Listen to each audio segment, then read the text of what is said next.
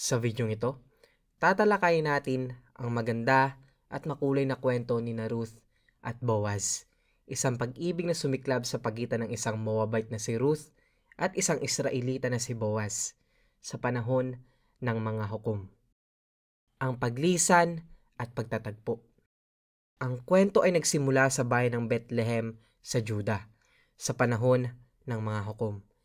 Dahil sa kasawiang palad, nagpasya si Naomi na umalis kasama ang kanyang manugang na si Ruth sapagkat ang asawa ni Naomi na si Elimelech ay namatay kasama na rin ang kanyang dalawang anak na lalaki. Isa sa mga anak niya ay asawa ni Ruth. Si Ruth ay isang Moabite.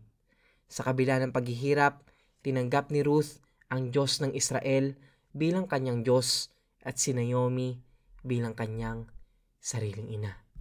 Ang pag-aani sa bukid. Si Ruth ay nagtatrabaho sa bukid ni Boaz, isang mayaman at marangal na lalaki. Sa kanyang kahangahangang kagandahang asal at masiglang trabaho, napansin siya ni Boaz. Si Boaz na kamag-anak ni Naomi ay nagbigay ng mga pabor kay Ruth. Itinuring siyang kamag-anak at pinayuhan ang kanyang mga manggagawa na huwag siyang husgahan at insultuhin. Ang hakbang ni Ruth. Sa payo ni Naomi, si Ruth ay naglakad patungo kay Boaz sa gitna ng gabi at natulog sa may paanan nito. Nagising si Boaz at tinanong kung sino ang babaeng ito. Nagpakilala si Ruth at sinabi kay Boaz, "Isa kayong kamag-anak na malapit, kaya dapat ninyo akong kalingain at pakasalan." Ang pag-aasawa ni Ruth at Boaz. Sinunod ni Boaz ang mga tradisyon ng pag-aasawa ng kanilang kultura at pinalad na makuha si Ruth bilang kanyang asawa.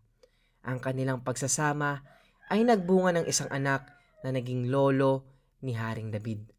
Ipinakilala at ipinakita ng pag-ibig at tapang ni Ruth at Boaz kung paanong ang mga ordinaryong tao ay naging bahagi ng plano ng Diyos.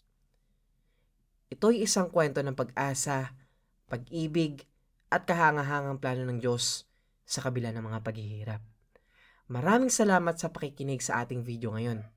Huwag kalimutan mag-like, mag-subscribe at i-click ang notification bell para sa iba pang kwento mula sa banal na Biblia. Hanggang sa susunod na kwento, pagpalain kayo ng Diyos.